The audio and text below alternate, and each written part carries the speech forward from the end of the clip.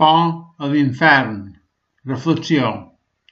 Jo m'agradaria que, destruït el cos, o bé l'ànima passàs gust eternament, o bé l'ànima desaparegués, però tenc molta por que no m'esperi el sofriment infinit i etern.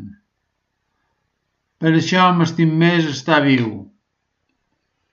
Visquent podem sofrir, però ho podem esquivar dins les nostres possibilitats i també podem gaudir, però després de la mort no ho sabem. El suïcidi no té sentit. L'eutanàsia tampoc té gaire sentit, perquè no sabem què hi ha després de la mort. Podria passar que amb l'eutanàsia ens pensàssim deixar de sofrir i sofríssim més. Per tant, convé lluitar contra el sofriment dels vius i viure amb l'esperança, però no la certesa d'anar al cel en morir. Però qui viu amb l'esperança del cel, viu també amb la por de l'infern.